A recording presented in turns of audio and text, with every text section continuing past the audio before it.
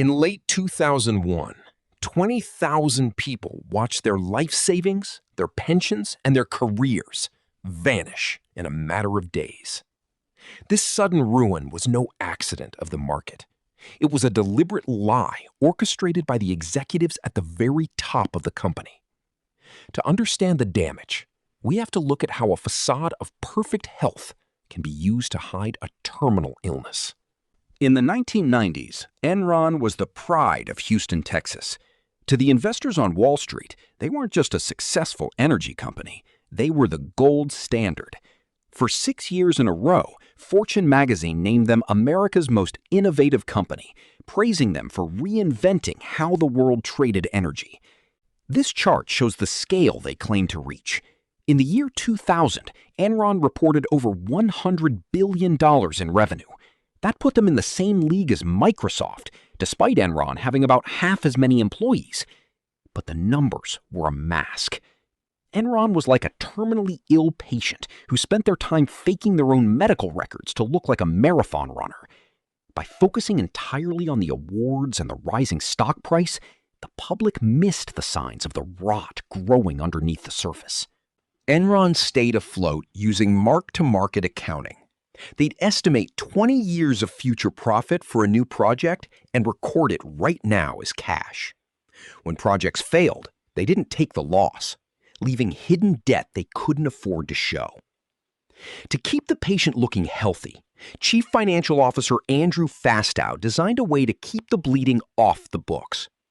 Fastow shuffled the red ink into a complex web of secret shell companies. On paper, it looked like Enron was debt-free, but they were actually just photoshopping their bank statements to hide the truth from their investors. By treating their debt as a secret to be hidden, rather than a reality to be managed, the executives built an empire that existed only on paper. In the corporate world, auditors are supposed to act like doctors. Their job is to examine the books and tell the public if a company's health is real or a hallucination. Enron's auditor, Arthur Andersen, chose to ignore the symptoms. They were making millions in fees from Enron, so they helped cover up the disease rather than reporting it. The first person to openly challenge the lie from the inside was an executive named Sharon Watkins. As detailed in this internal report, Watkins found the hidden losses and sent an anonymous letter to the CEO. She warned him that the company was about to implode in a wave of accounting scandals. The warning was ignored. While the executives quietly sold their own shares for millions, they told their employees that Enron was stronger than ever. When the people paid to be watchdogs prioritize their own bonuses over the truth, the entire system fails, leaving the public vulnerable to the coming crash. By late 2001, the dam finally broke. As the truth about the faked bank statements reached Wall Street, the confidence that held the company together vanished. Enron's stock price went into a free fall, crashing from $90 a share to just a few cents in a matter of weeks. This document marks the end. When Enron filed for bankruptcy, the doors were locked and the retirement accounts of 20,000 people were wiped out.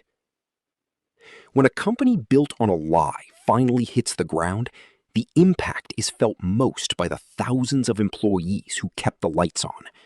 The fallout was historic. The architects of the fraud, including Kenneth Lay and Jeffrey Skilling, were eventually brought to trial and faced prison for their role in the deception. Arthur Andersen, the firm that helped hide the disease, was disgraced and effectively put out of business, leaving 85,000 people around the world without jobs.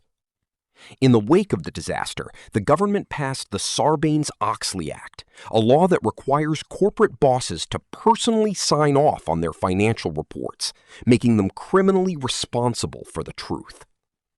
The Enron story is a reminder to never put your entire financial future into the hands of a single company, even the one you work for. It also teaches us to trust our instincts. If a company's success seems to defy the laws of economics, it probably does. True health requires honesty. Without watchdogs who are willing to speak the truth, the temptation of greed will always put lives at risk.